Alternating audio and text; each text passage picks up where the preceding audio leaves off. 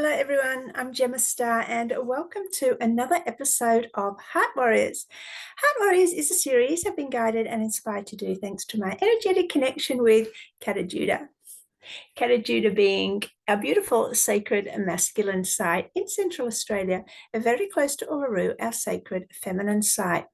So what I'm here to do is to give a platform to men so they can share their journey into the heart, their highs, their lows, tools, practices, insights, wisdom, what helped them on their path, their particular brand of experience that they can now share with the other men watching, and of course us women who are walking right there by their sides. Today's guest is a man from America, and his name is Ben Barlow. Now, Ben is of the Coming Breaking Barlow Show podcast. He's a freedom fighter, fighting for men's rights and rights as a whole, taking back his country and working to heal and bolster communities through teaching men how to become great leaders for themselves and their families. He's been traveling the United States from California to Florida, from Texas to North Dakota, teaching how to become sovereign and to take back rights, freedoms, and liberties. So really exciting to be talking to Ben today and hearing all about his journey into the heart. Enjoy.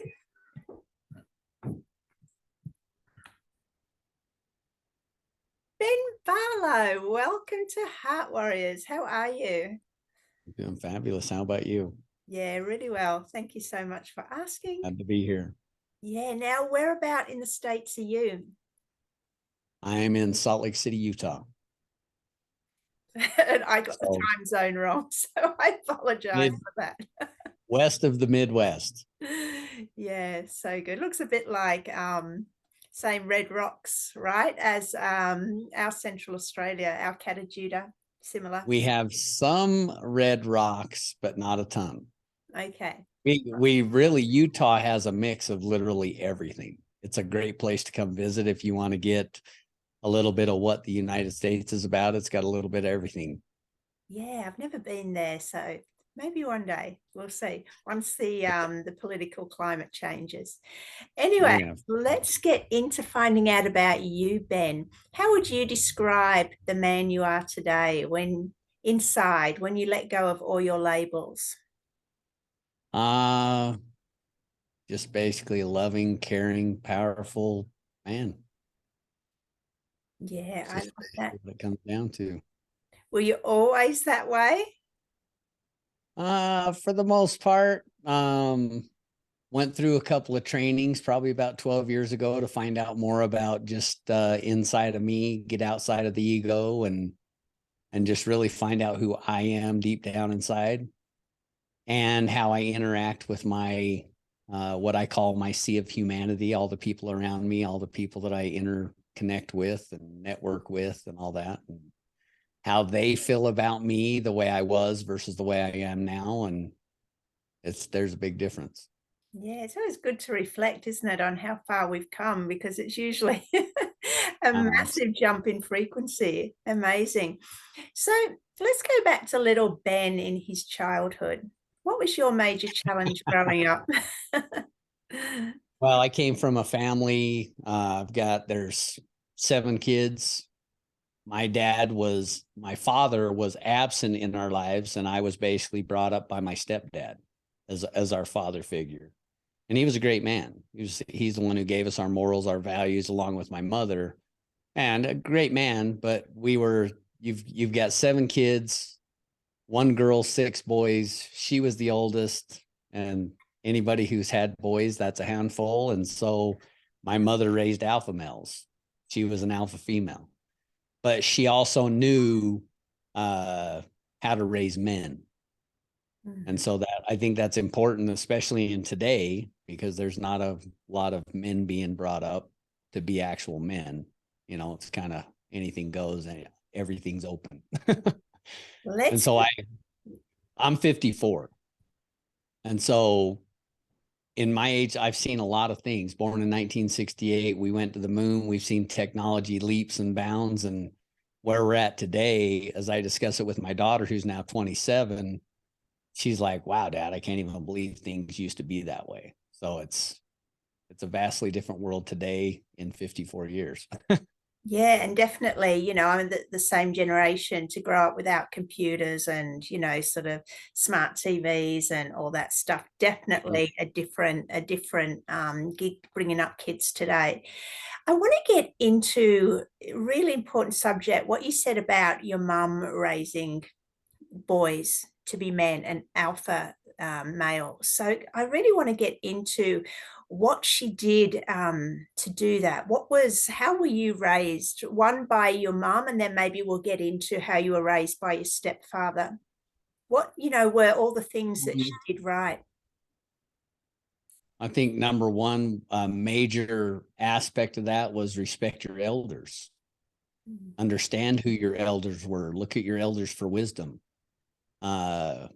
I had uncles too that were involved in this, along with my stepdad, and so open doors for elders. Open doors as a kid.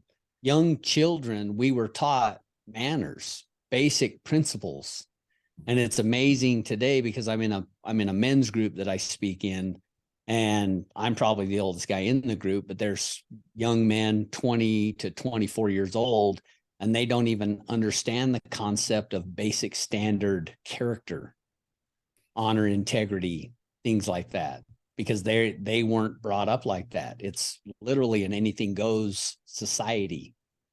And so we were brought up to open doors. For my mother, if she went to get in her car, we opened her car door. It was just these basic principles, how to sit at a table. Don't sit with your elbows on the table while you're eating. I mean, just manners that we were brought up with, and sitting down as a family and eating together and sharing together.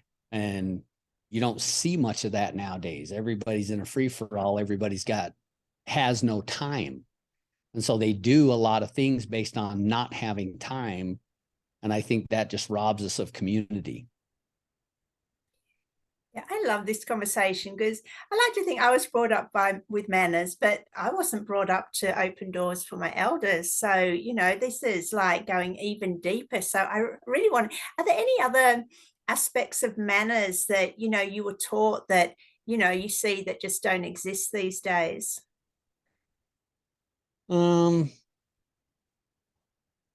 Just your basic, this is what I discussed in the men's group. It's called Men of Accountability. Don't lie, don't cheat, don't steal. I mean, there's just basic concept. I call them basic concepts, but I had to quickly realize that, hey, I'm being judgmental of these younger men that have never even heard of these concepts. And I'm over here going, you don't know the basic concept of don't lie, don't cheat, don't steal, and the karmic responses that come from that, where we were brought up just like that. I mean, it's having manners. Don't speak. As kids, we were don't speak unless spoken to. It was a much different world that we grew up in. And so when you do speak up, have something real to say, not just chatter. Ask questions. I mean, there's a lot of information around you. And if you're not plugging into that information, you're just kind of bebopping through life. And we were taught to ask a lot of questions, but yet don't be out of place with a lot of chatter, so to speak. Yeah, I love this. And I guess there's a fine line somewhere because don't speak unless you're spoken to. It can lead to a bit of suppression, if it's used for malintent. So I guess it's just about finding the healthy boundary there. What do you think about that? Absolutely. We grew up with healthy boundaries, but you have to realize at the time too, it was more about, there's a saying, you have two ears and one mouth. Listen more than you're speaking. And nowadays, and so let's contrast that to nowadays, compare and contrast. Nowadays, kids talk just to talk. I hear a lot of kids, even my daughter's friends, are just chit chatting because they've got this nervous energy. They don't want to sit quiet. It's just chit chat, chitter chatter all the time. And I'm like, what are you guys even discussing? And none of them are really discussing anything. They just got nervous energy going. We call it ADHD, but it's just really nervous energy. Yeah. Yeah, this is fascinating. Ben, speak to parents, and just as a, I guess, one of the older generations, speak to young parents now. What have you got to say to those parents about raising boys into men? Oh, okay. So let me share a little bit about who I am, and then I'll share with that. My daughter is 27 years old. I had custody of her at 3 and raised her by myself. I wanted 3 to 4 kids, but my daughter came into my life, and that's the only child I have. And so she came into my life. Me and the mother didn't really have a relationship. She was what we would call accidental birth. And so I took custody of her at 3, and I've raised her by myself. And what I find looking at her and looking at the men that will come to be potential suitors for relationships is that they don't have any confidence. They don't have any respect. They don't have any reverence. They don't have, they're the lack of ability to have conversation with an adult, the lack of the ability to hold eye contact, the lack of the ability to hold conversation that's meaningful. And it all comes from the heart. And so I just don't think a lot of kids nowadays come from the heart. And where I see the problem is that, and I speak to this, and I don't want to be harsh towards women. This isn't harsh towards anybody. It's just the reality that we live in, is men have abdicated their duty as parents. And so then that forced the women into such a hard position that the women had to be the king and the queen. And so then with women being in that king position, it forced them out of their feminine and into their masculine. And so then women are raising boys, but women don't raise men. They can. There are women that can raise men. My mother raised men, but women nowadays, because we live in society and society's running a program that anything goes. And so you get to be you, and you get to be you, and you get to be you, and you're all individuals, but there's no baseline. There's no concept of what a man should be. It's just, it's a free for all. And so I think women are raising these kids, and I hear it all the time. I'm never going to spank my child, and my child's never going to fight. They're never going to hit. Well, we learn a lot through things that men can teach that women can't teach. And one of the things that we learn is honor and integrity. Well, how do you learn honor? We learned honor through fist fighting. And as kids, when we fist fought, you didn't hit them while they're down. You didn't kick them while they're down. It's honorable. Stand up. We're going to fight toe to toe. And you learn integrity. Integrity is what you're doing when nobody's watching. Don't lie. Don't cheat. Don't steal. I mean, there's just integrity. Well, a lot of these values are not handed down. And I think the problem is that kids nowadays don't know any heritage. They don't know where they came from. So if they don't know where they came from, and in society, nobody really belongs anywhere. So if they don't know where they belong, where are they going? They don't know where they're going in life. And so they're just what I call the floating eyeball. And this is why we have kids committing suicide. They don't want to be in this world because they don't belong anywhere. They don't know where they came from. So they have nothing to cling on to as my heritage. I should be proud of my heritage.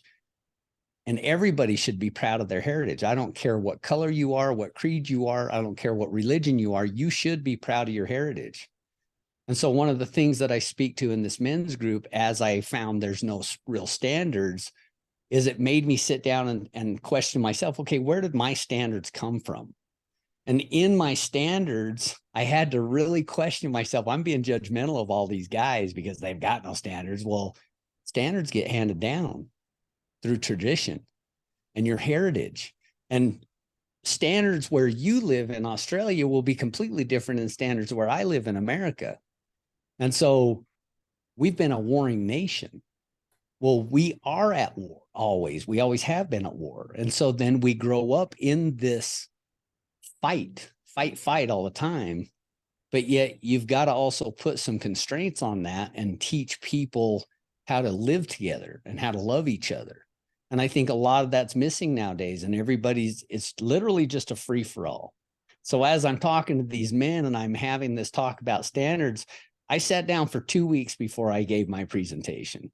I said, okay, where do my standards come from? Well, they come from the 10 Commandments would be one set of standards. And I didn't really want to go into religion because we've all had religion just shoved down our throats, but we've never been taught spirituality. Most have not been taught spirituality. We've been taught religion is this disciplinary religion of you'll never be good enough. You're always going to be a sinner. Well, what about the flip side of maybe God loved us all just like a dad, like a father, and just wanted the best for us? And so one of the things that in this group, multiple men didn't like the way their parents raised them and kind of condemned them. And I said, okay, there's 10 commandments, and I want to give you one specific commandment that we all must abide by. Honor thy mother and father. And the reason why I say that to these guys and why I say that to everybody is because how do you expect your own children to honor you if you don't honor those before you? And so then kids don't do what they're told, kids do what they see. And so if you're telling them what they should be doing, but you're acting completely opposite of what you tell them, they're going to do what you do. And so then the guys just went like a light bulb went off on them. And I said, okay, so I'm not going to go into religion, and anything I say will not be religious, but it will be coming from a spiritual aspect. And I said, then we move into what's after the 10 Commandments that gave us these standards was the 7 deadly sins.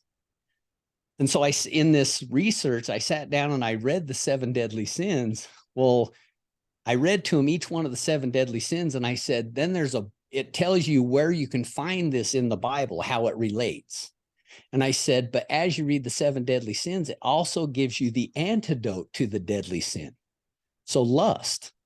Well, the antidote to lust is because lust is a power over somebody else, and it's a power over yourself. Well, chastity was the antidote.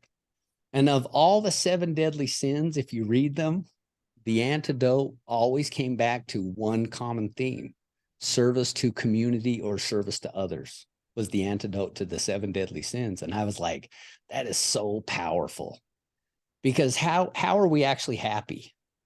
We're not happy by money. We're not happy by working. It does create happiness if you love what you do, but we all become happy by service to our fellow man.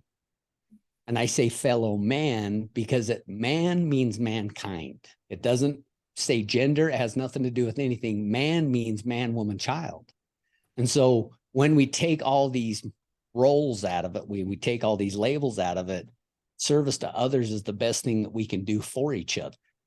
And it benefits everybody, and we all feel happy. So I love this, Ben. Such a good conversation. Is that, I mean, I don't have a religious background, but is that like the 7 virtues that you were saying is the antidote to the 7 sins? Is that it could be. I would have to look up the 7 virtues because I was just sitting down and going through, okay, what would I speak to? And so then when it came, so that was just past Thursday. Well, I had 2 weeks to prepare. And 2 days before, he said, well, hey, what are you going to speak about? I said, oh, I've got all kinds of things to speak about. But the first speaker talked about standards, and I got very judgmental. So I'm going to speak to those standards and where they came from. He said, well, hey, can you tie it to excuses? I said, yeah, I can tie it somehow to excuses in there. Well, we all create excuses. And it's just getting around those excuses and holding those standards. And this goes back to men and what you wanted me to say to young parents. Okay. We have a world full of mediocre men. The world needs to have real men, and real men have standards, and real men are based on moral character. And we're refining that moral character all the time, because what happens is if you raise men with moral character and standards, then you have women who will find men with moral character and standards, and then they will pass those down to their offspring, how to be moral, how to be standard, and we change the world one family at a time. Yeah, so good, Ben. I mean, what comes to mind is that, you know, as I say, these boys are often being raised by parents who weren't raised with standards. And so it's a generational thing. You know, they're not even aware of what standards are. It's been slowly eradicated from, you know, the community at large. So like, where does someone even start? You know, it's like, if you haven't been taught standards and you're a parent, what can you do then? I I It's know it's a such tough a one, but vast open territory, but let's start. Let me say this. In 1903, the Rockefellers took over the public education system in the United States, and the indoctrination started. The indoctrination. And so what people don't realize, in all United Nations participating nations, there was a birth certificate policy that started. And that took us out of being we the people and put us into being persons, which is, a person is the same as a corporation, a dead entity. You're not a people anymore. As people, we have power. So they disempowered all the people in the nations, and this spread to your country, it spread to the other countries, so that they wanted a nation of workers and they wanted a world of workers. So they're dumbing down the people who are dumbing down their children, and then the dumbing down the education. And everything starts in the family unit. It starts with being prepared, having food supplies, having, which you guys may not be able to get, but we here in the United States, having ammo and guns to protect your food supply, to protect your family, to protect against rogue governments. It's what we live here in America, and a lot of people don't realize that. But at the end of the day, have you ever heard the 7 P's of the Navy? Other militaries have this. And I'm going to, prior proper planning prevents piss poor performance. And so what that essentially means is, we as men need to be completely prepared to take care of our families. Taking care of your family falls under defending your families, not just against wolves or dogs, dingoes and stuff like that, but against anything. Preserving your family, preserving your heritage. That means food supplies, water stores, all kinds of things within your family unit. If you could take everything out of the family unit, such as government schools and all these things, and broke it down to just what a mother and a father could teach their children, things would change drastically. If you took out the TVs, the cell phones and everything, and it just came down to having conversation between parents and their children. And that's what we need to get back to, is these from the heart conversations, sharing with each other, understanding each other, what role the women play, what role the men play, because they are very different roles, not in today's society, because they're blurring the lines of each person's position. But the women play a very, very powerful position in teaching. They're the healers, the lovers, the connectors, the nurturers. The men are the warriors, the hunters, the gatherers as well. And those two together create a marriage or a covenant together to then create offspring that will be able to come up and take their place. But these things aren't being handed down. And so when they're not handed down, they're lost. And if you don't hand down how to defend yourself, or how to take care of yourself, or how to hunt and how to eat, how to provide, then you're left to, you need somebody else to come in and do this for you. And that's how the government's come in and taken over the family unit. And they're not doing a good job. So good, Ben. Brilliant conversation. Let's move on to your adulthood and find out, what was your rock bottom moment? What was happening? It's never been an adulthood thing. I've been with politics since I was 8 years old with my stepdad, watching politics. So I watched everything from Jimmy Carter to Ronald Reagan and every president thereafter. Moved to Arizona. I've always had older men around me, and always listened to their wisdom and let them pass things to me, so that I didn't have to struggle through life, and learned a lot.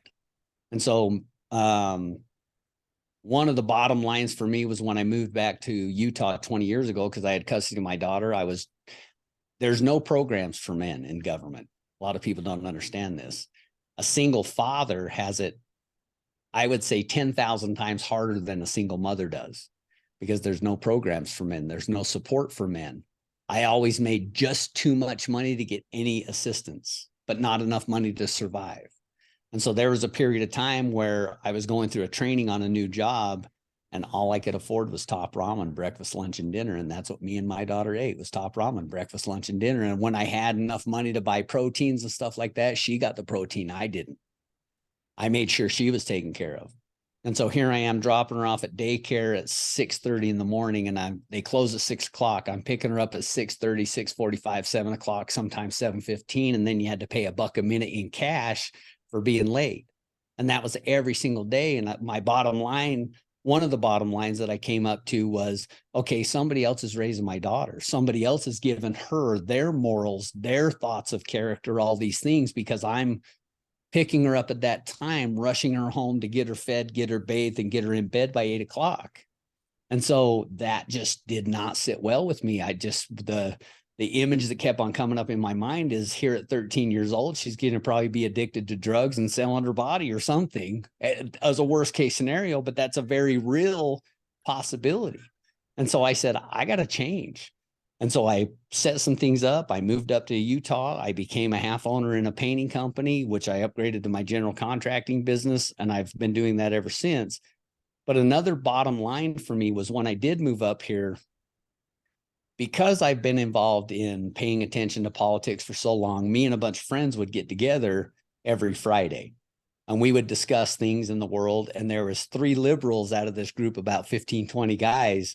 And these 3 liberals me and those guys would go at it big time over politics, because they're on one side of the fence and I'm on the other side of the fence. Well, I would shellac them every week. And one of them said to me one day, he said, Ben, can I ask you a question? And I said, yeah, Drake, go ahead. He said, do you vote? And I said, no, it's rigged. Why would we vote in rigged elections? And he said, then shut the F up. And I'm like, oh, so in order to shellac you like I do with the truth, I've got to go vote? I voted ever since.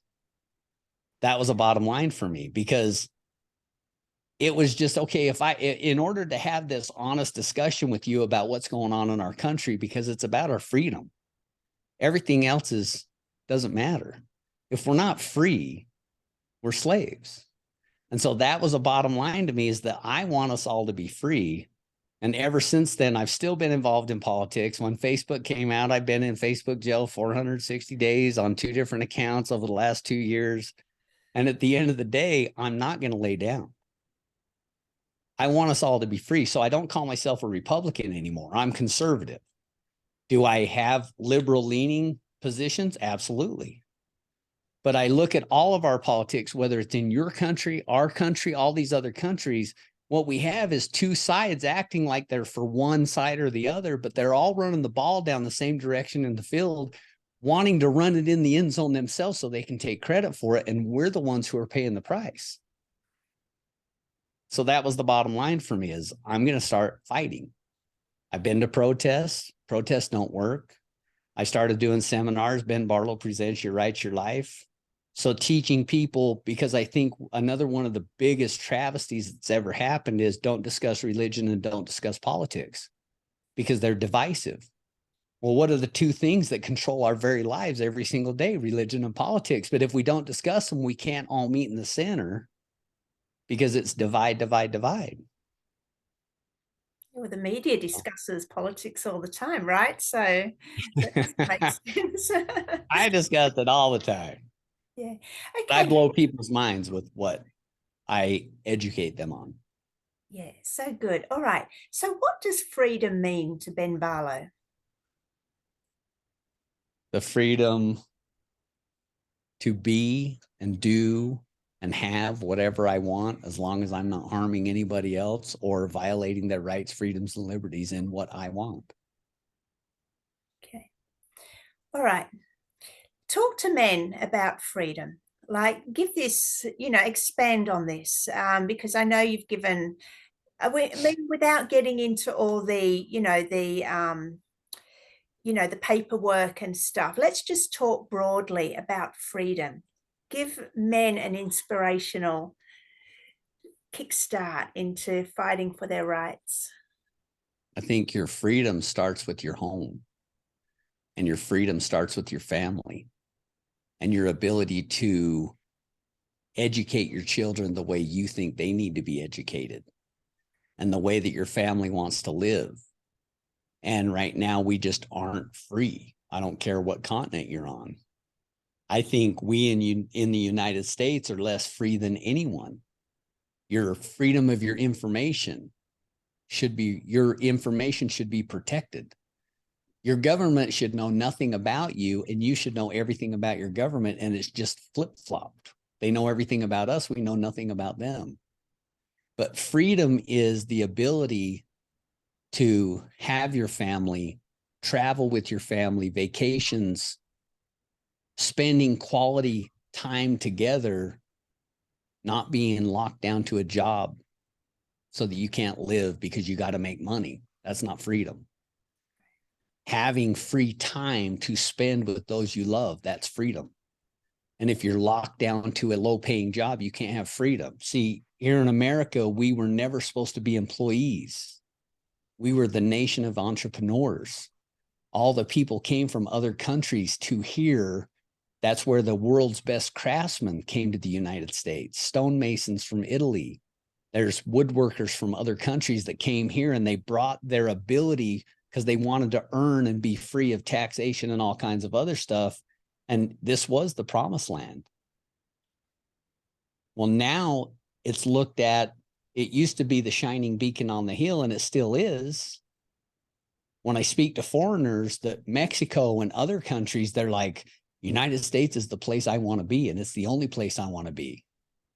And they still, the foreigners look at it as the shining beacon on the hill, but our own children don't even think it's the shining beacon on the hill because the United States is bad. And it's the biggest travesty that I think we've ever had. Yeah. My cats are in the background fighting. Can you hear them? No, that's right. Lucky my dog can't hear. That'd be good, wouldn't it?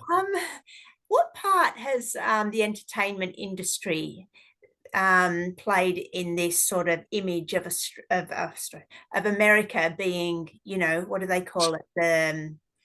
The land of the where dreams come true, and you know, Land of the free, home of the brave. yeah, Well, you get your house with the white picket fence, and you know, the ultimate sort of dream that you know, most people aspire to.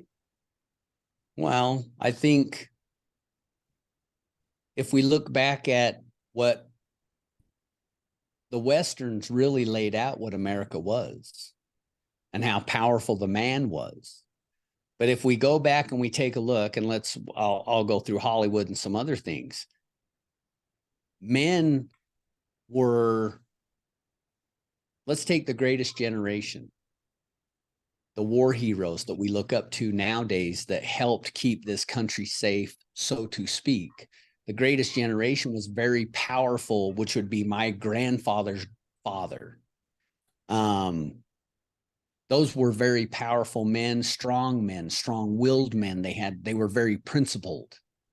And we need to get back to that. So those men also were some, not all, and I may use some blanket terms. I don't want everybody to take it as a blanket term, but those men back then were abusive. And so some women balked at that, and they wanted their own voting rights, and they wanted all this stuff. Well, what had happened, World War II, they sent all the men off to war, and they put all the women under women's lib, but it wasn't women's lib. That was a farce. They put all the women into the workplace. Well, why did they put all the women into the workplace? If I send all the men off to war and I put all the women in the workplace, we can now tax that many more people. And so then who watched the children? We're going to work into Hollywood. The grandparents were helping with the children back then. Well, we're so fractured as a society nowadays that families don't even get along. They don't even work together. So grandparents aren't really involved in the parents' life, and the parents aren't really involved in the kids' life because everybody's got a cell phone and YouTube and all this other stuff, and the family unit's so fractured. So back then, the grandparents were watching the kid. Well, then here we come with Walt Disney. What people don't realize is Walt Disney was a Mason, a Luciferian. And so everything about Walt Disney has been conditioning children. Well, they were playing right to the children, but you don't see the phallic symbols unless you know they're there. You don't see all the sexualization that was going on with the kids. And so how Hollywood's played a role, if you take a look at Britney Spears, Christina Aguilera, One that I love, Hannah Montana, Miley Cyrus. There's a whole segment of society that watched Hannah Montana and these other performers that when they were young and wholesome and Disney kids, and then they turned into these actual highly sexualized beings, and a whole generation of children flipped into these highly sexualized beings. And so it's whether we want to look at it like this or not, but what it really comes down to is the moral decay of society. Sex sells, and it's sold on every level, from Victoria's Secret, every print ad. There's something on TV that's what we would call back in the 70s would be soft porn. And now it's just blaring straight on our TVs today as if it's nothing. And so then kids are watching this all the time. They're highly sexualizing the kids in the cartoons. They're talking about transgenderism. They're talking about all these things. But what people don't realize is where it's taking hold. And I'm going to go back to the war scenario too. It was very hard to get them to kill other men. It didn't matter if they were Russians or Chinese or North Koreans or Vietnamese. They found that men had a hard time killing other men, even Germans. So then they came out with, even though they were Nazis, but think on a deeper level, gooks, zipperheads, all these names they turned them into to objectify them. And now they're not human anymore. They're animals, basically. And it made them easier to kill. And so what have they done through time? They've turned everything else into this same psychological warfare. And so now we're not even human anymore to each other in society.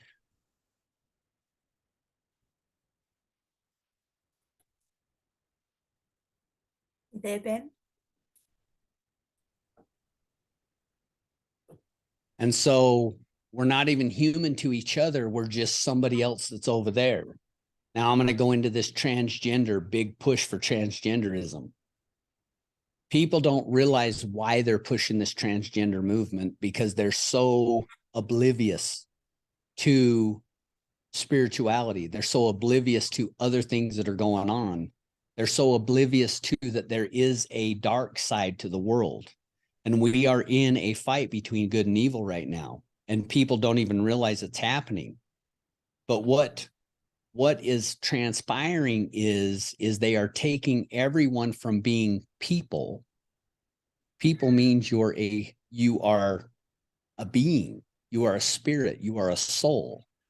We the people was in the Constitution, the Declaration of Independence, and the Bill of Rights. As we the people, we have power, more power than the government, because we have Bill of Rights and the Declaration of Independence. I get so many people that say that the Constitution, they can't do this to us.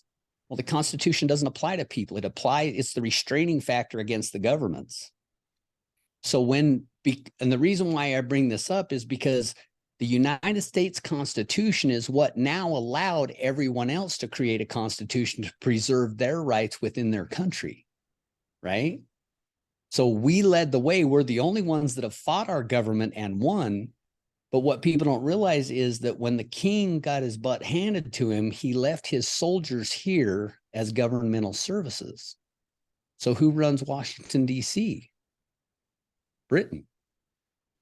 Washington, D.C. is a 10 square mile foreign territory that is run by Britain and the Vatican. London City is a foreign territory. That's the bankers. The Vatican is a foreign territory within Italy. It's not part of Italy. It's its own foreign territory. So all of these people together, politicians aren't representing, your politicians aren't representing you. They're representing these entities. And so they want to change our constitution here in Utah, for example, to say persons. Why would that be a problem? Can you see why that would be a problem? Because if we change it from man, which in the Constitution of Utah and in the United States Constitution, it speaks to man. That means mankind. Well, through this transgender movement, they're making you think that it isn't inclusive of everyone. Well, man means man, woman, child, not just men. Doesn't apply to men. It means mankind, man, woman, child, no gender inferred. If I change the Constitution to say persons, That's a dead entity. It doesn't apply to anybody other than dead people. The birth certificate process of 1933 turned us all into corporations.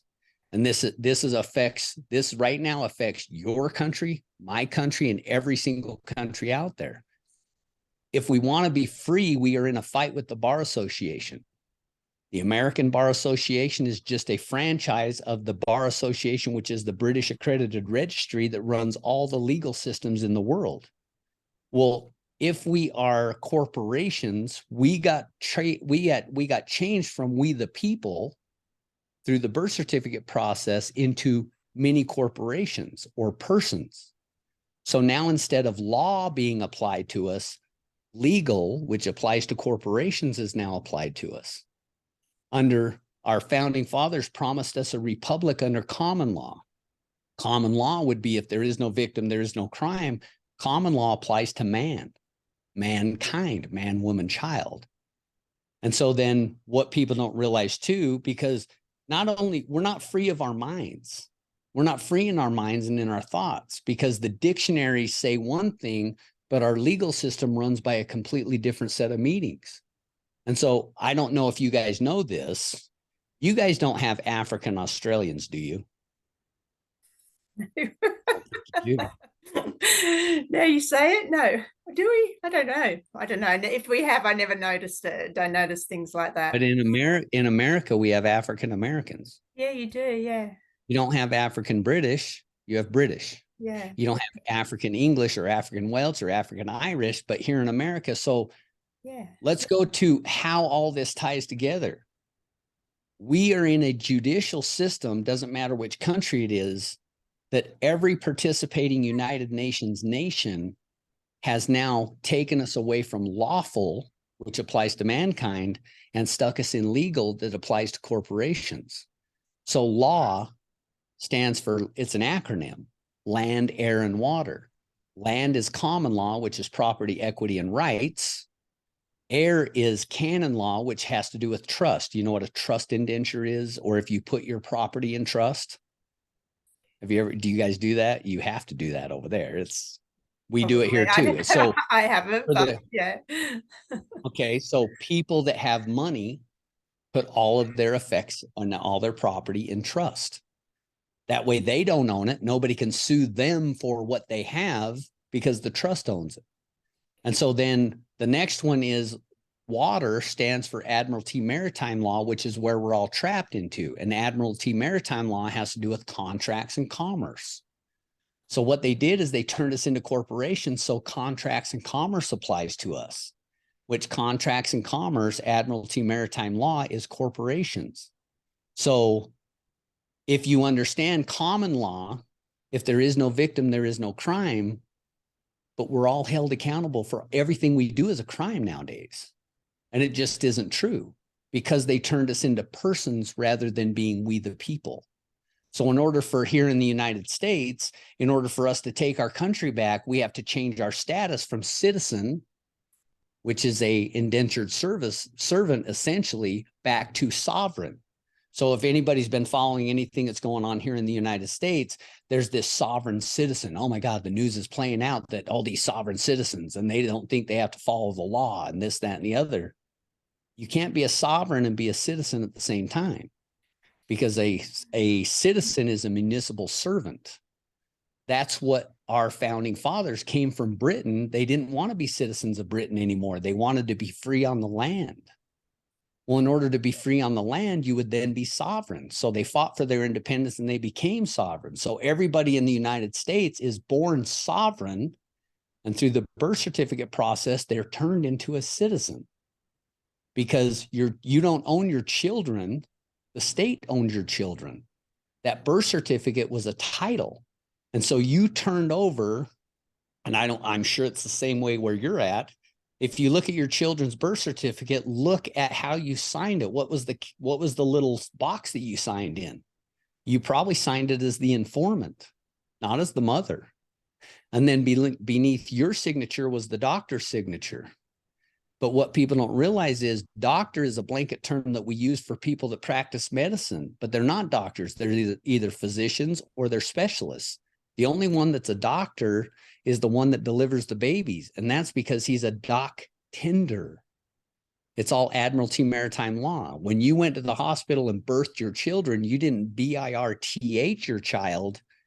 You were a shipping vessel that pulled up to the hospital, which is a port, and you birthed your ship, BERTH.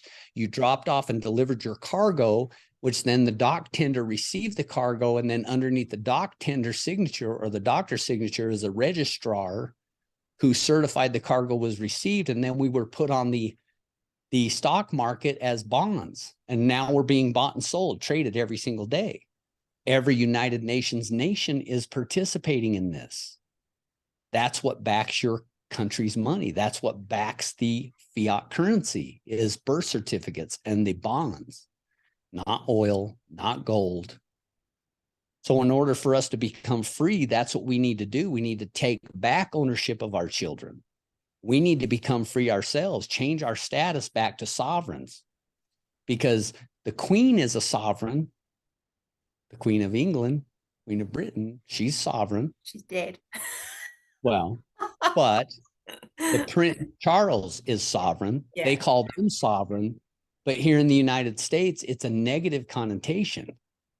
If you're a sovereign, oh, you're one of those sovereign citizens. No, a sovereign is a free being to roam the earth any way he deems appropriate. And that's what we need to get back to, where we're taking our lives back, we're taking our families back, we're taking our children back, and we're teaching them good moral standards. This anything goes isn't working. It's getting worse and worse every single year. The chaos is getting more and more. And it's because people aren't prepared with food, with water, with shelter, that they panic, and anxiety is big.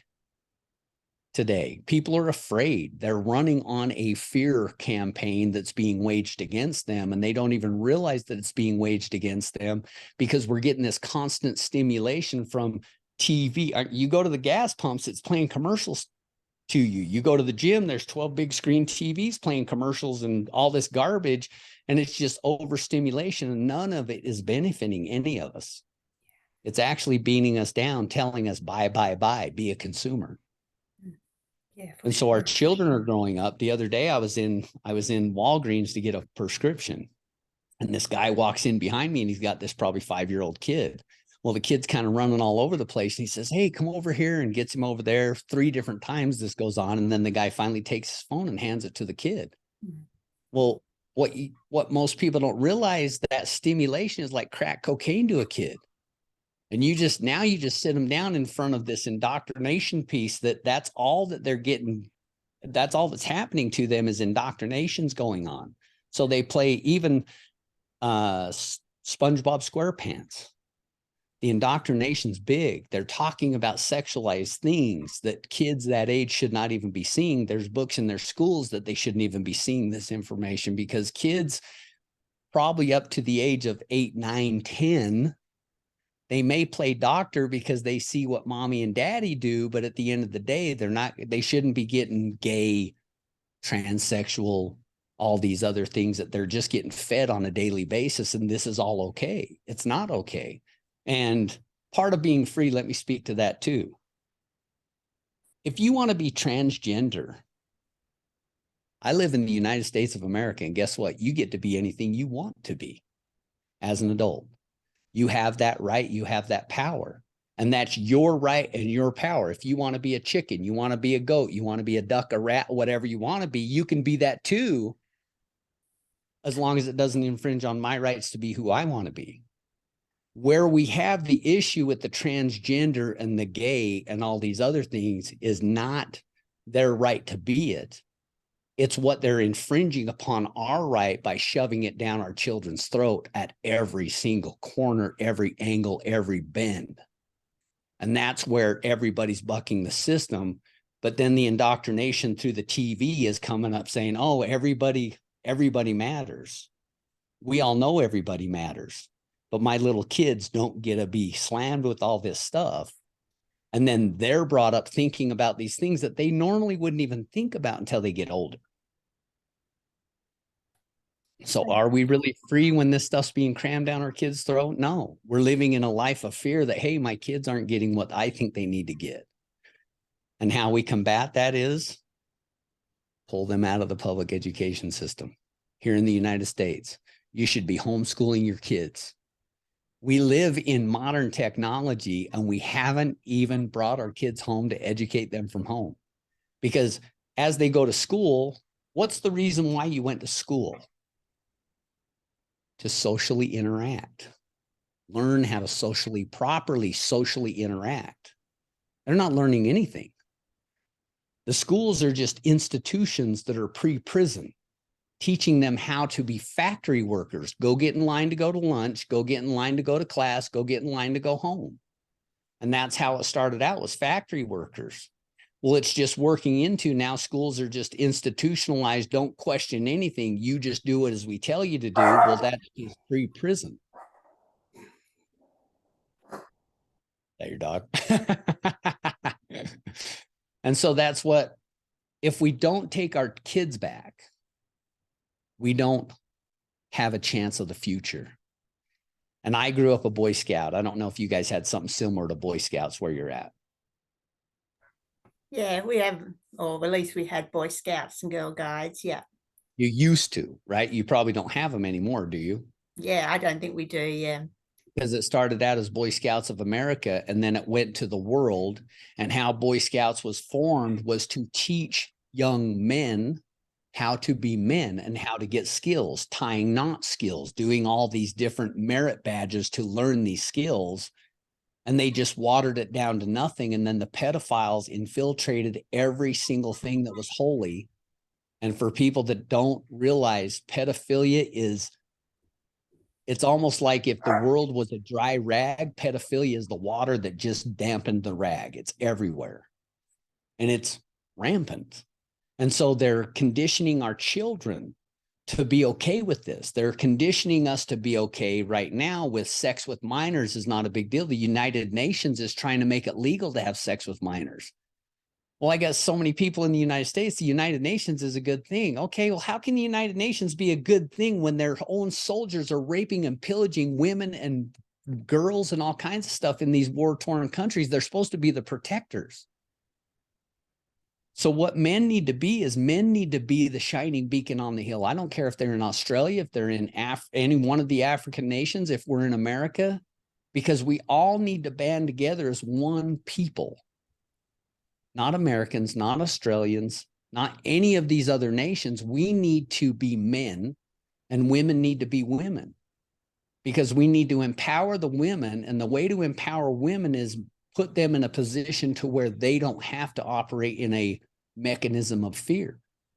Men can handle war. That's what we're made for. This is why men and women are different. This is why we think with logic and women think with emotion. Because we need you to bolster us. We don't have all the answers. We're very limited on what we can do. Well, you women have so many superpowers, I call it, to bolster us. Well, what we're designed to do is hold you next to our heart, under our protection, so that you can survive and live and teach these children. And we're also teaching them things, honor, respect, the things that men hand down. And men need to stop abdicating their duty and step into their families. And this is another thing that's going on right now. I never spoke poorly about my daughter's mother. Didn't like her, never liked her, never had anything good to say about her, but I just didn't say anything. Therefore, my daughter had abandonment issues just because of the scenario that had happened, and her mother abandoned her. She didn't see her mom after 6 until she was 21. Well, she carries all that weight with her, feeling abandoned. Even though I've been the steadfast thing that's always been there, my daughter didn't like me from probably 16 to 21, because kids are in that they know everything stage. And I was a very, very strict father, and I was hardcore, and I ruled with an iron fist, just like my mother ruled with an iron fist. But then she turned 25, and she came to me at 22 when she started liking me again. So we started having coffee and breakfast and stuff together. And she said, "Dad, I'm so glad you raised me the way you did." And I said, "Well, you used to hate it." And she said, "But Dad, my friends are stupid. Like they have no common sense. They have no clue about life. They're dumb. They've been to colleges, universities, and everything, but they just have no clue. And they're like floundering. And I feel solid where I'm at. And then she came to me when she was 26, and she was so appreciative and sorry for the way she treated me. And you never really know where your kids are going till they're about 26, 27. And I had the same experience growing up. I always appreciated my mother and father, my stepdad, and my real dad. But what it came down to is I really appreciated them when I was finally on my own at 25, 26 and making decisions for myself. And then my daughter came about, and I'm like, holy smokes, I'm raising my daughter on $3,200 a month, and I'm struggling with one. My mom had 7 kids, raising them on $500 a month. I would call her, Mom, how did you do it? She said, honey, we just made do. We just did. And nowadays, everybody's so caught up in the money that I got to consume, I got to go out, I got to have the newest car, I got to have the nicest house, I got to have all these things external to them, but they're not handing down lessons to their kids of how to be happy with who you are and love who you are and have faith that God has a plan for you. And there's a bigger world out there waiting for you to bring your gifts into this world. They don't even know what gifts they have. Such a good conversation, Ben. I loved what you said about the dynamic between the masculine and the feminine, and you spoke about it briefly, you know, like the woman being the nurturer. And I liked what you said about bolstering the masculine. He's the one that's, you know, in his mind and ready for war. So let's expand on this subject, because I know it's something that you like to talk about. I've seen your posts on Facebook. So let's talk about men and women in, intimate relationships, the dynamics. What are your thoughts about that? I'll just leave it wide open. Think I can only speak to here in America. Okay. That we've gone through this, and I'll go back to what was being propagandized to us is that the idea that you had a supermodel wife with a fat, frumpy, glasses wearing husband, and the kids would look at them as the dad didn't matter and the mom was just the have fun mom, and they just lived this magical life where nobody struggled, nobody had any issues, everybody was happy, was the lie that was propagated on America and probably to the world. And so then not learning how to have real conversations, not learning how to conflict resolve, not learning how the man and the woman work together. No, as soon as something happens, we're just getting divorced. Is that family unit is so desperate for nurturing, but nobody's giving it any attention. It's giving it exactly the opposite. And so I think what I see now in men is as men get older, they don't want to deal with the women that are materialistic and have, I'm trying to say this eloquently. The older women are basically treating men like whipping boys. And typically what I can say is growing up with my parents and my grandparents is my grandparents raised my parents so that my mother wanted to go to college. She never could because she's 84 years old right now. So during her time of going through school, women went home and had babies and did a family. My mom didn't want to do that. She wanted to go to college. Well, they wouldn't let her go to college. So she did what society said, go home, have a family, get married, have a family. And then my parents' wanted them to work smarter, not harder. That's always been a theme. Work smarter, not harder.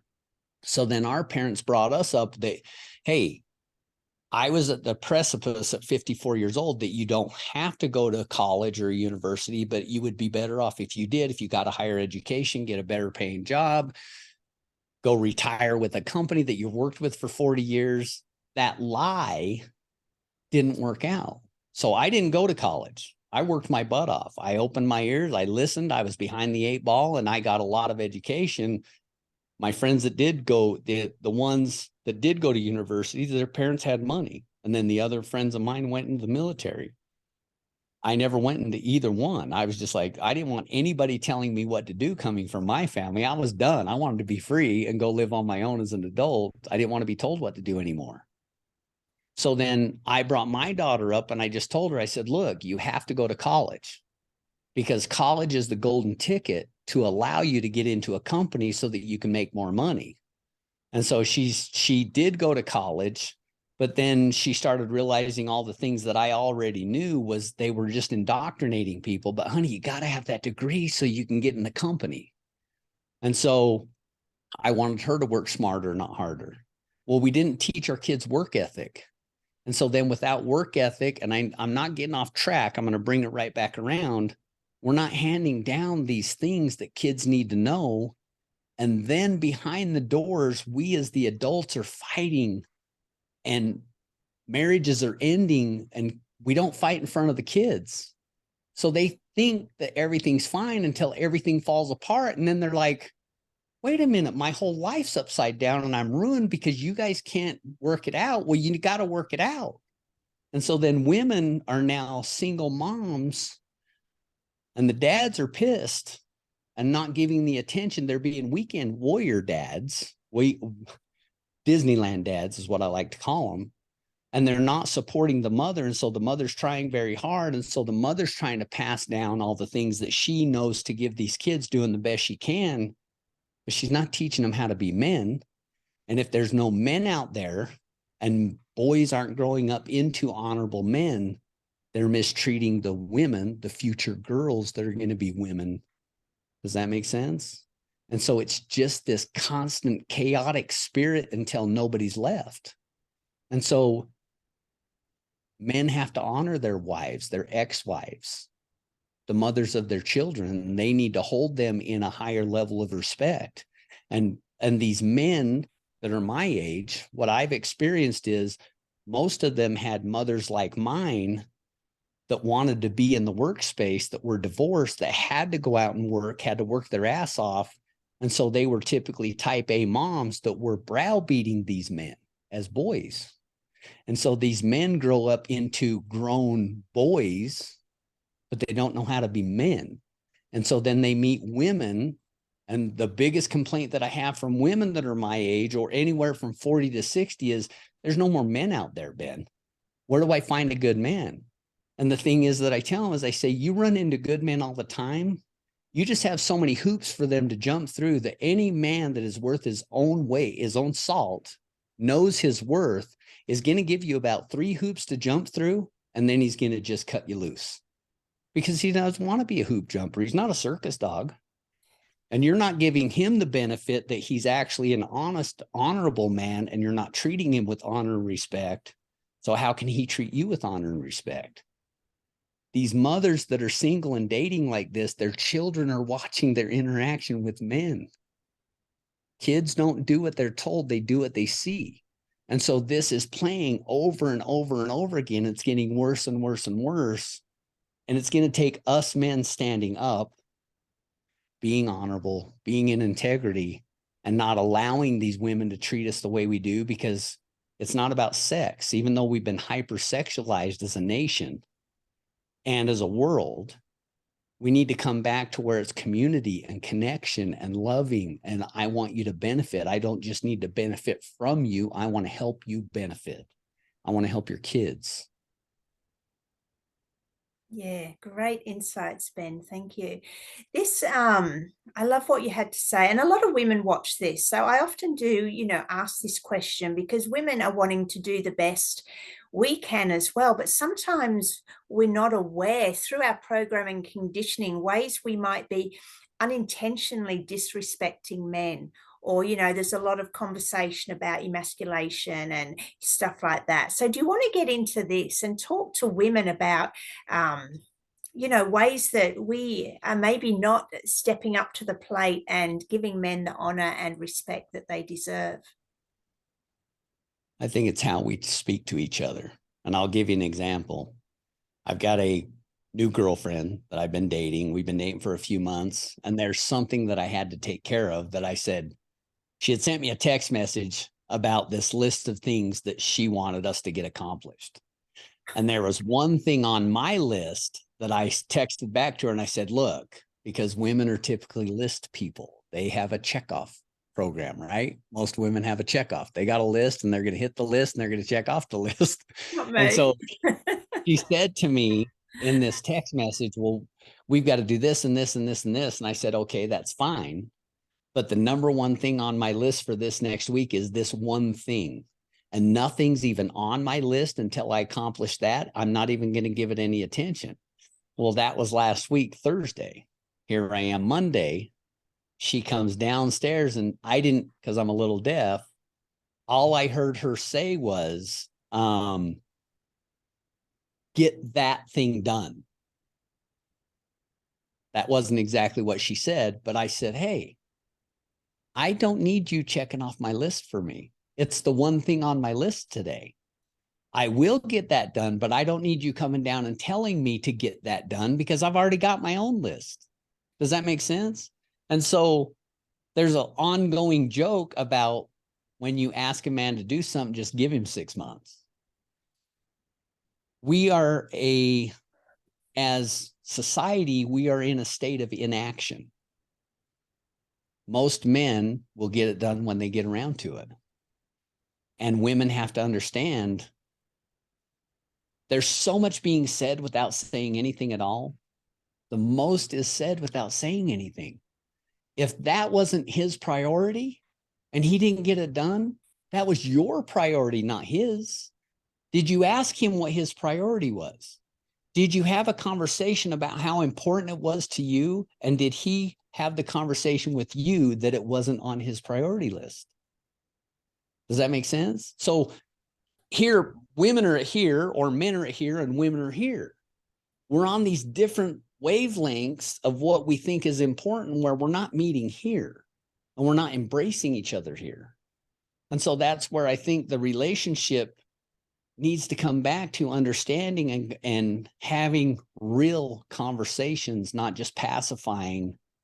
But again, going back to social media and everything else, everybody's escaping. They're escaping responsibility. They're escaping what they don't want to do. They're escaping the big things to tackle. We don't have conversations anymore. We have, yeah, I can do that. Yeah, whatever. And they're off doing their thing and the wife's off doing her thing. And what are the kids watching? Total separation. What are the kids growing up with? Their example of a relationship? Total quiet, total separation. The man's doing his thing, the wife's doing her thing. And I think the best thing we can do, so Breaking Barlow is about breaking free of all of these things that bind us. And what I really want to do, and we're in the process of creating all of these things, is I want to create a location to where women can bring their boys and their girls to learn life skills, to where single moms that don't have the dads in their lives, that they can bring them, they can jump on horses, they can learn how to ranch, they can learn how to farm. That's my dream, is to take what was the Boy Scouts, which is no longer, and turning it into life lessons on steroids and interacting with how do we survive without anybody helping us? How do we take our families and how do we learn life skills, not tying, all these kinds of things? And how do we get off pharmaceutical drugs? How do we have hard conversations with our families? It's so important to learn these basic life skills that are so basic, but they aren't even in our lives right now. I didn't grow up with them. Right. We grew up fist fighting. Yeah. My mother stuck us in martial arts when I was young so that we would quit fist fighting each other and we would learn respect. Well, we just stopped fist fighting each other, started sparring with each other, and started fist fighting everybody else. But let me say something about fist fighting. When mothers teach their boys, we don't hit, we don't fight, there's many, many essential lessons learned in fighting. And think of the Spartans. The Spartans were just a warring group of people that they threw their kids into this Spartan way of life very young. And so fighting, the art of fighting in martial arts, is the art of not fighting. But see, we have a nation full of people that have never fought because they've been brought up never fighting. What happens when you don't learn how to fight? You don't learn how to conflict resolve. Boys learn honor through fighting because you don't hit them when they're down. There's honor to be learned there. There's other lessons, integrity, all these things that you learn through being a boy, but gets handed down by a man that cannot be handed down by a woman. You could. I'm not saying women can't. Women can be in the military. Women can fight in wars. But fighting goes against everything that is in a woman's being and her soul. So that's where the men need to step up, and the men need to step in and teach their children these essential skills so that they know how to conflict resolve, not necessarily learning how to fight and brutalize people. So good, Ben. Ben, we've got just under half an hour left, and there's another question I've got for you before I'd like to open it up and ask you, to talk about anything else that we haven't covered in this discussion. I want to get what you were talking about, priorities with men. I love this, and let's tie it into mission. Like, how important is mission and a man's number one priority? Like, women, as far as I say, they don't have a good understanding of this, right? Because often we might have, different priorities. But can you speak to this subject about men and priorities and mission? There's a great author called Allison B. Armstrong. Her name's Allison B. Armstrong. And she speaks on behalf of men. And she's got a book. The first book that I read was Keys to the Kingdom. And it speaks to, she's an advocate for men because she knows that society is attacking men and taking the power away from men. And in Keys to the Kingdom, she speaks to how men go from a boy to a page to a knight to a king to an elder. And just because they go to the next level, it doesn't mean they won't fall down to the past level. Well, when you're a knight, you're out conquering the world. And then you move into a king. Well, you're looking for a space to build with your queen. Well, do you build the kingdom and then bring a queen into it? Which is where we're at in society today, because nobody wants to build anything together. They're operating in fear of, well, what's mine? I don't want you to take it from me. And so men are kind of lost.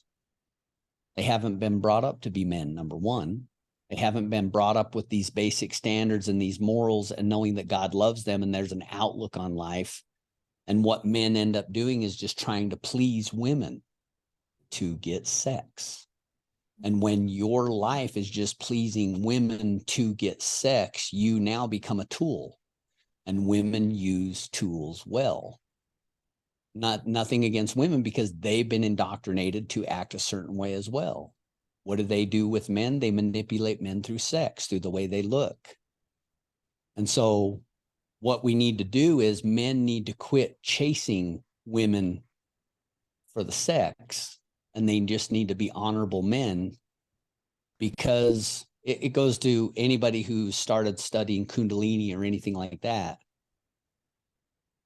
We don't need to be having sex to spread our seed. You cannot spread your seed and still have sex, but that's what it's turned into. There's no beauty of sex anymore because they've indoctrinated it and highly sexualized us all to where we think it's something we have to have. Just men are just getting it to survive, essentially. And you're actually more powerful when you don't spread your seed. It gives you power. There's internal power that you receive from not doing that. So then they indoctrinated us with porn. Porn is so readily available. It's in everybody's hands. It's everywhere. Well, men watch porn, men masturbate, and it takes away your internal power. And so then you are now a victim. And I hate that word victim, but it's purposely used here, is that you are a victim of your own circumstance and you are a victim of your own addiction. Porn is not necessarily addiction to me or in my mind, but it can be addictive like everything else. I had, just to share something, and I'm very vulnerable and open about this, having your daughter at 3 years old, you're a full-time dad. There is no time to date. There is no time to do anything. You've got a full-time daughter. Well, How do you have sex and how do you take care of these needs as a man? I went to porn to take care of those things. Well, then learning all the negativity about porn and all the things that it does to you, and it's the dopamine receptors and it takes away your life force and all these things. And I've learned this over time. But what do you do as a man? If you're not, most kids are growing up on sex, porn, sex with self. There's nothing wrong with self-love, but nobody is self-loving. They're self-gratifying. And so then men have been taking gratification for themselves, and then they don't have anything left, any sensitivity left for women. Does that make sense? There's no, if you wanted sex from your mate, you would be sweet and kind. Well, if you've already satisfied yourself, you don't need to necessarily be sweet and kind because you don't have any needs to be met. So that's what I think is happening with men, is that their needs are already met through their own self-gratification, and they don't have to be kind to women. And the women look at men as just these worker bees to provide me with something. You're going to take me out on dates. It's your responsibility. They want these men of yesteryear, but they don't want to be the women of yesteryear. And those women needed men, and men needed them women. And so we're just caught in this dynamic of gridlock, and we're not getting anywhere. It's just getting worse and worse.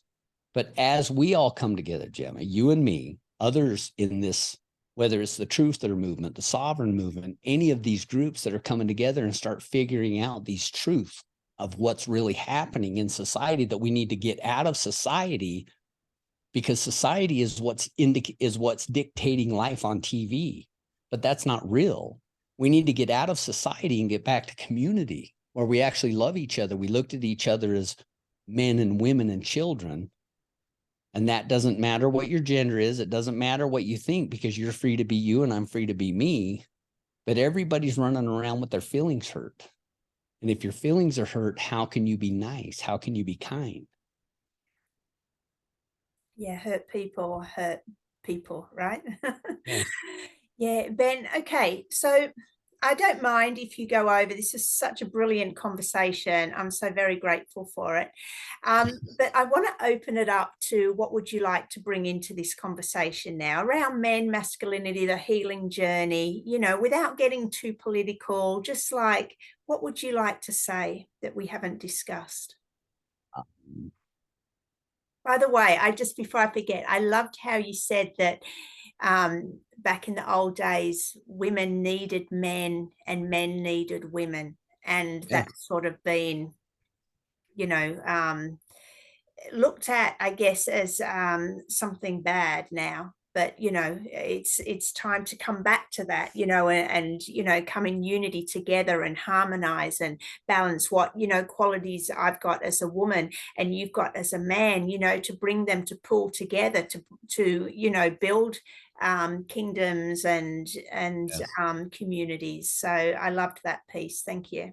I don't know what you see over in Australia, but I'm going to bring a couple of things that come to mind for me. John Wayne, Robert Redford as Jeremiah Johnson, some of these men in these old Westerns that were honorable, kind to women, loving, had moral standards, had character, flawless character. Mm-hmm. That's what we need to do, because men, I'm not saying women cannot be leaders. Men are the leaders. When men lead and women truly believe in their man and support their man, you're fueling a rocket, and that rocket's going to go to outer space. But if you're constantly nipping and biting at his heels and he's not enough and he's not doing enough, I just went through a 5-year relationship that it didn't matter what I did, because she had so much nervous energy going on all the time and always critical of herself. And she had an eating disorder and scared in life and afraid to use her voice. And no matter what I did, it was never going to be enough to provide everything that we needed, even though I was doing everything that we needed. But men want to please you women. That's their whole basis of their existence, is to please you women. And if you women are not pleasable, if you're not clear on what it takes to please you or where you're headed, because women are based on emotion, men are based on logic. So we're plotting and planning what our future is, and then you're throwing in the chaotic emotional, not that it's always chaotic, but the emotions. Well, we need this and we need that, and I need this and I need that. If you can't come together and sit down and say, look, in order for me as a man, men need to be vulnerable, and they're not vulnerable. They hide behind being a man. Real men cry. Crying is releasing, it's cleansing your soul. And so when you cry and you show this emotion, one of the guys in this men's group, he broke up with his girlfriend that he had for a year, and he's got 4 other kids, not with her, but 4 kids.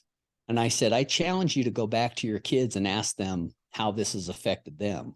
And he said, well, they don't know anything about it. It hasn't affected them because they really didn't know her that well. And I said, partner, how often do you have your kids? He said, every other weekend. They don't see her. I said, but everything that's going on inside of you, your energy, your state of mind, was trapped in that girl while you have your kids, and you're doing the best you can do with your kids, but all they're seeing is your energy.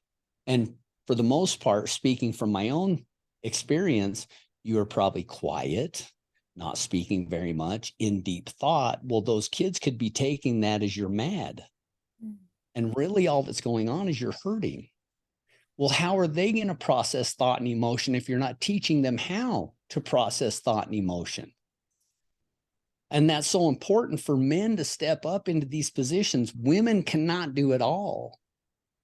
Women already have their plate full, plus doing a career, plus being a mother, plus cleaning, plus all these things. And I'm going to say something to all you mothers out there. If you're not teaching your kids to do chores and support the household through their works, you're not doing it right.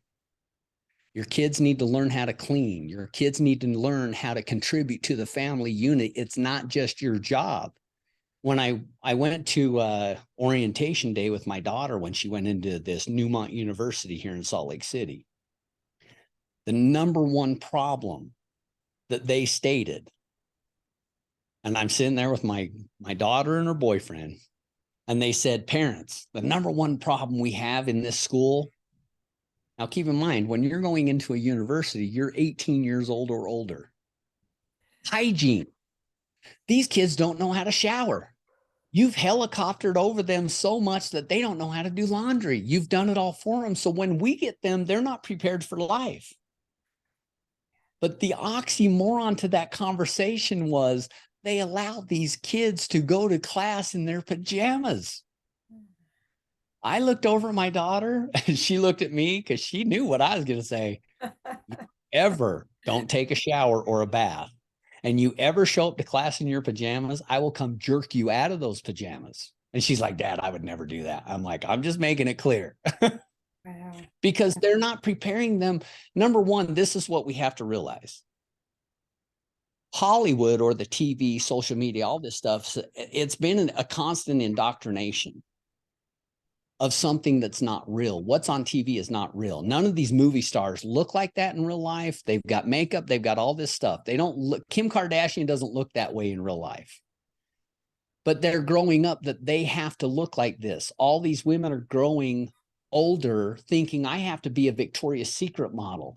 I have to wear hair extensions. I got to wear all this makeup. I got to look a certain way in order for me to go outside. None of that's true. My ex-girlfriend was absolutely beautiful, the most beautiful girl in the room out of a room of 20 when we went to a party. The other girls are looking at her and she's looking at the other girls. They're looking at her at how beautiful she is. She's looking at them at how beautiful they are. She spent 4 hours getting ready. And she said to me, I got at the end of the night, well, you didn't even say how beautiful I look. I say how beautiful she looked all the time. It was a constant for me. She just wasn't hearing it because I said it all the time. She said, I spent 4 hours getting ready for you. And this is where women got it wrong.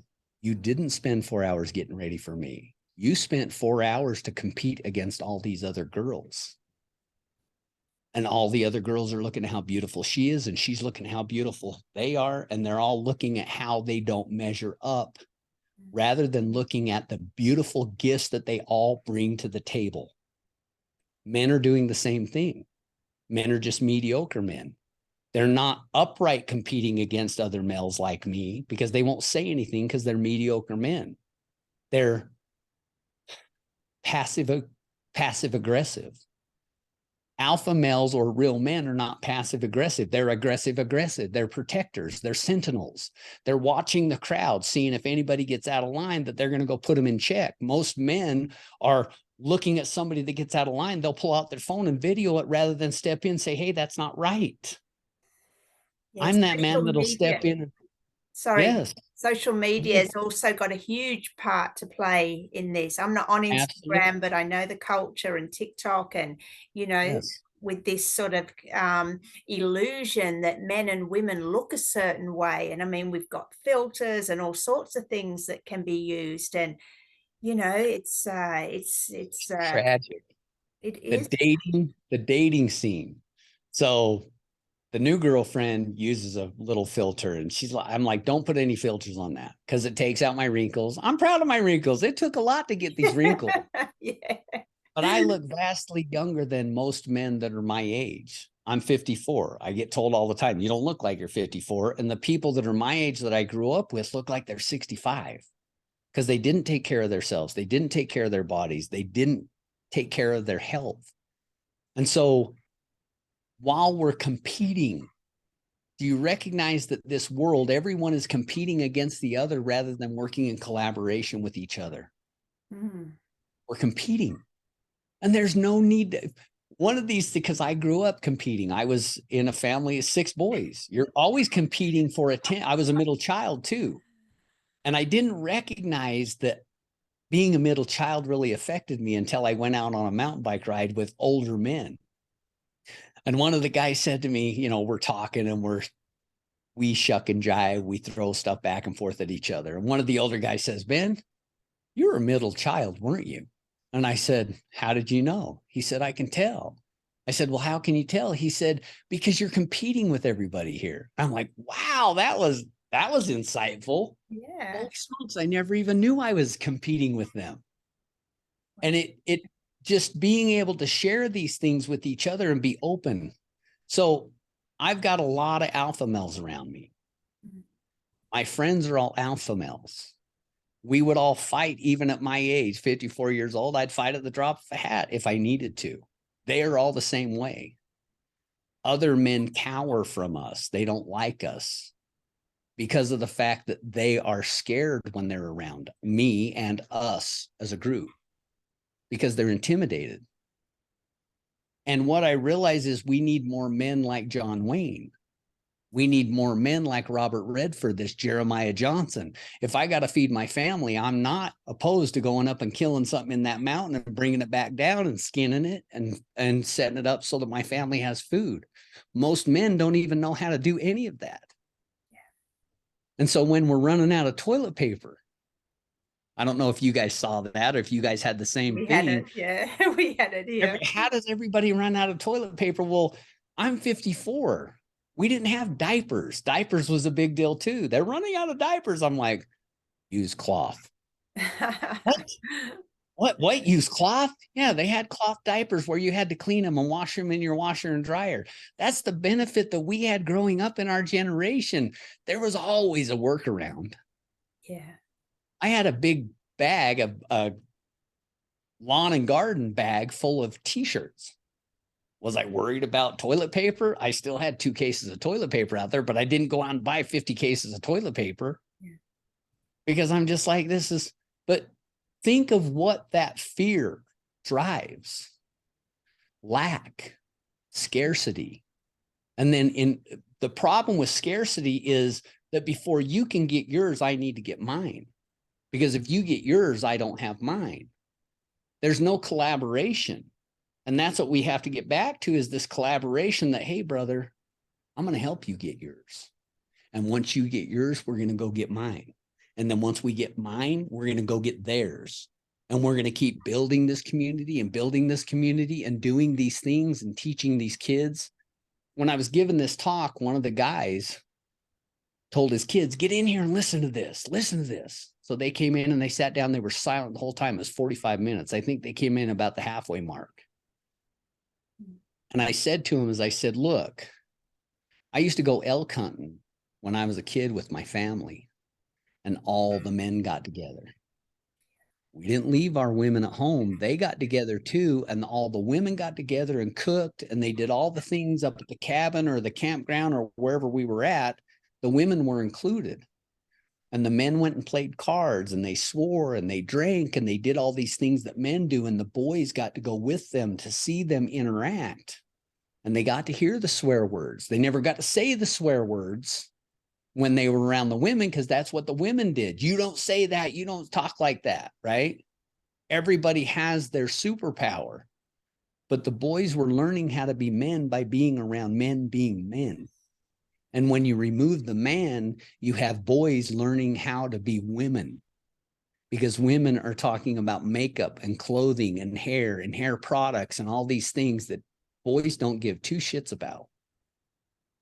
And so we need boys to learn how to be men. Well, we need the men to step up and be active men, not these passive aggressive, mediocre men that they are, because passive aggressive doesn't solve anything. If you've got something to say it. And what a lot of these coaches, if you look at the coaching industry, it's massive, multi-billion, hundreds of billions of dollars in the coaching industry.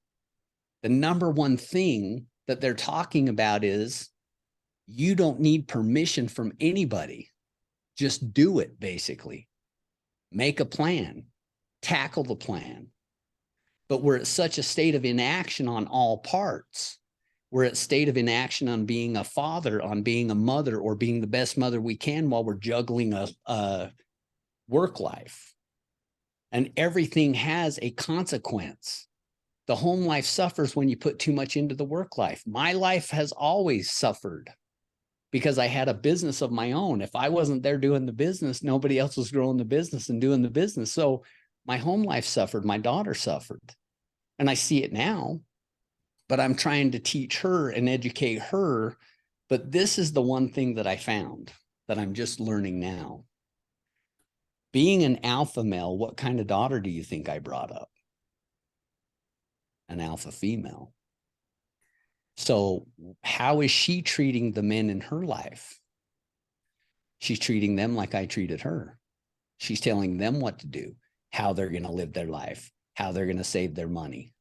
But see, these men have been brought up by women that basically were going out and making the bacon and living the life and doing everything for their kids because the fathers were absent. So they fall into this, what I call the mediocre man, the whipping post for my daughter, so to speak. That's not, she treats them well, but she's still telling them what to do. And she's leading the family unit rather than them leading the family. So it doesn't work out well for them. And she's learning all this now. And that's important. That is the cause and effect. When women are forced to be leaders, don't think they're not going to step up to the plate, because they will. They can. It's just what happens when women go into a leadership position. I'm going to say another blanket statement. It doesn't apply to all women.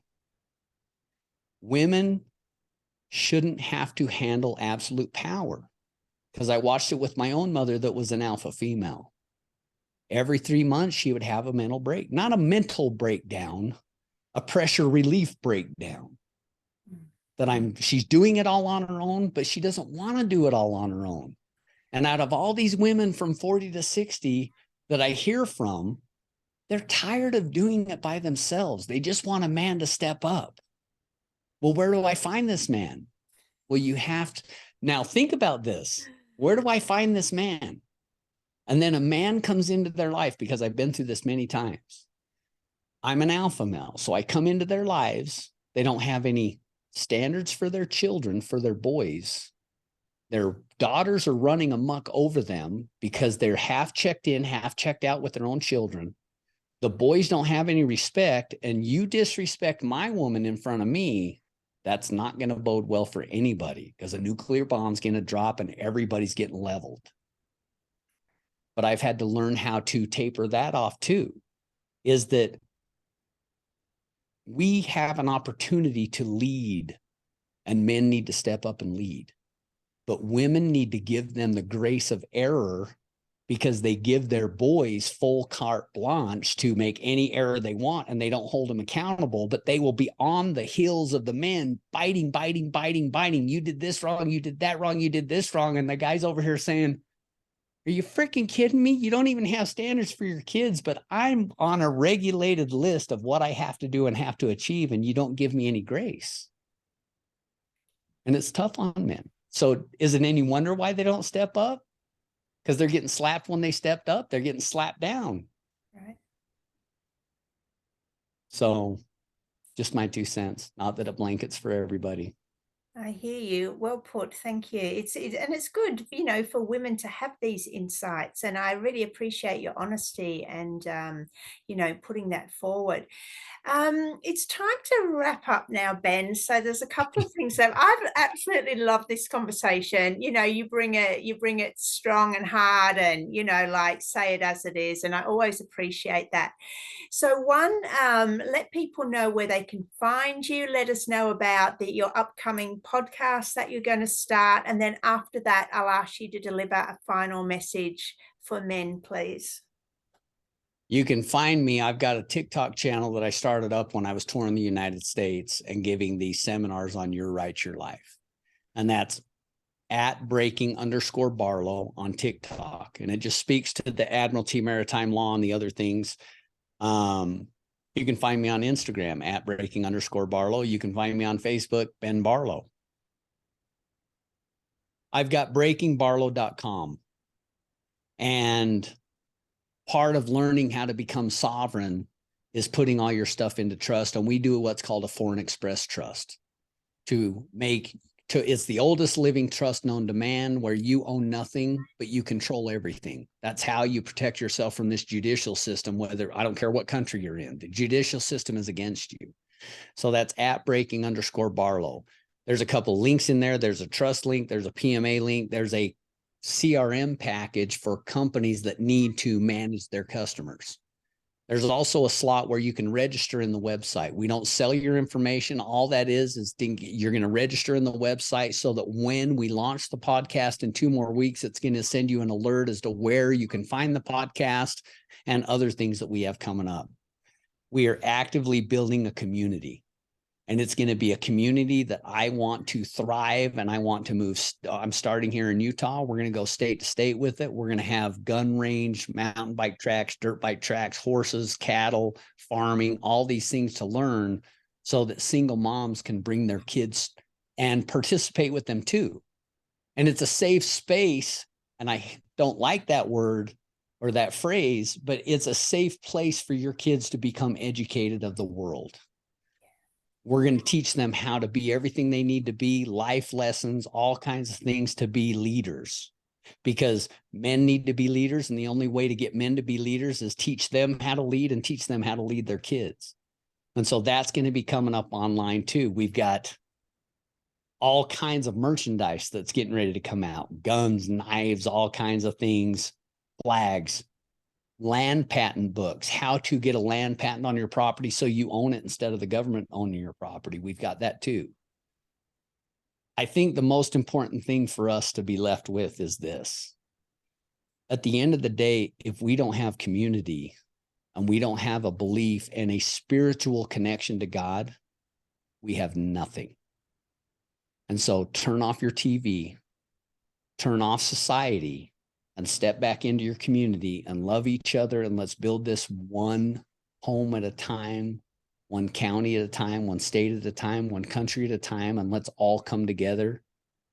And we can take this whole world back and turn it into what we want it to be rather than the chaos that it is, and just love each other. So good. Thank you, Ben. I have really loved this conversation. As I said, I really want to thank you. And, it's different from any other, you're number 89 of 100 that we're doing. So, you've put a different flair, definitely stamped your own style and information and experience on your episode. So really grateful for that. Thank you so much, Ben. Thank you for having me. I appreciate you having me on. Oh, you're very welcome. Everyone, if you could like, share, subscribe, be sure to check out Ben's social media and website. I'll put all the links below, and I will see you. I can't remember when the next episode is, but in the near future with another episode of Heart Warriors. Ben, if you could stay on and we'll get a title for this show. Bye, Yes. everyone. Thank you guys. Have a great day.